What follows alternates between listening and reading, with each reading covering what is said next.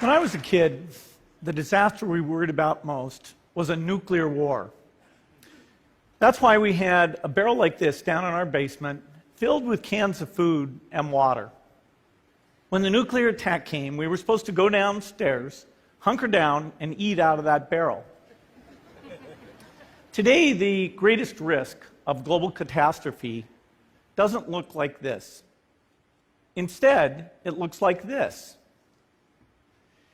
If anything kills over 10 million people in the next few decades, it's most likely to be a highly infectious virus rather than a war.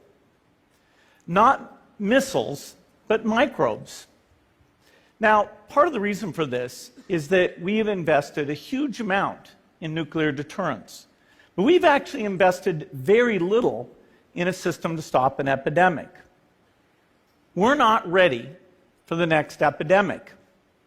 Let's look at Ebola. I'm sure all of you read about it in the newspaper. Lots of tough challenges. I followed it carefully through the case analysis tools we use to track polio eradication. And as you look at what went on, the problem wasn't that there was a system that didn't work well enough. The problem was that we didn't have a system at all. In fact, there are some pretty obvious key missing pieces. We didn't have a group of epidemiologists ready to go who would have gone, seen what the disease was, see how far it had spread. The case reports came in on paper. It was very delayed before they were put online, and they were extremely inaccurate.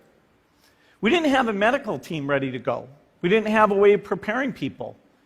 Now, Médecins Sans Frontières did a great job orchestrating volunteers, but even so, we were far slower than we should have been getting the thousands of workers into these countries.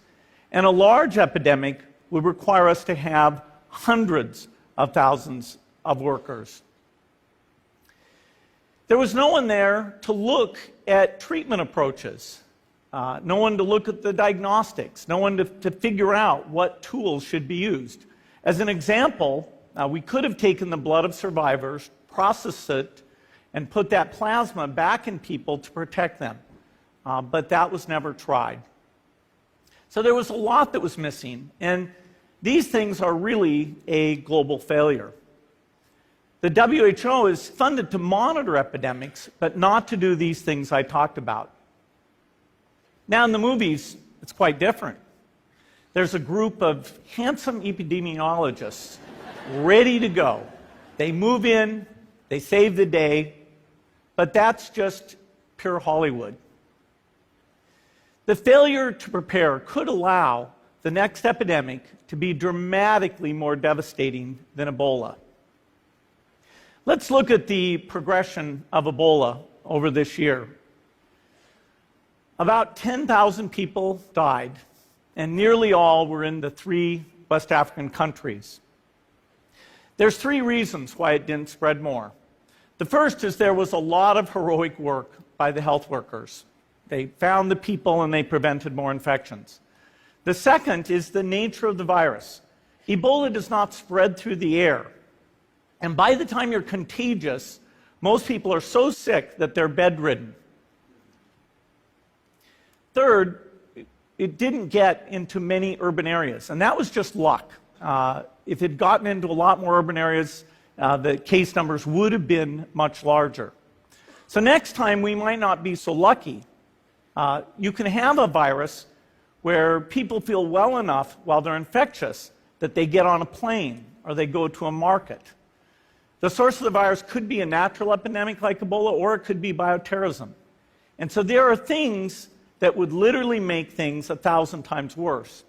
In fact, let's look at a model of a virus spread through the air like the Spanish flu back in 1918. So here's what would happen. It would spread throughout the world very, very quickly. And you can see there's over 30 million people die from that epidemic. So this is a serious problem. We should be concerned. But in fact, we can build a really good response system. We have the benefits of all the science and technology that we talk about here. We've got cell phones to get information from the public and get information out to them. We have satellite maps where we can see where people are and where they're moving. We have advances in biology that should dramatically change the turnaround time to look at a pathogen and be able to make drugs and vaccines that fit for that pathogen. So we can have tools, but those tools need to be put into an overall global health system, and we need preparedness. The best lessons, I think, on how to get prepared are, again, what we do for war. For soldiers, we have full-time waiting to go. We have reserves that can scale us up to large numbers. NATO has a mobile unit that can deploy very rapidly. NATO does a lot of war games to check, are people well-trained? Do they understand about fuel and logistics and the same radio frequencies? So they are absolutely ready to go. So those are the kinds of things we need to deal with an epidemic. What are the key pieces? First is we need strong health systems in poor countries. That's where mothers can give birth safely, kids can get all their vaccines, but also where we'll see the outbreak very early on. We need a medical reserve corps, lots of people who've got the training and background who are ready to go with the expertise. And then we need to pair those medical people with the military, taking advantage of the military's ability to move fast, do logistics, and secure areas. We need to do simulations, germ games, not war games, so that we see where the holes are. The last time a germ game was done in the United States was back in 2001, and it didn't go so well.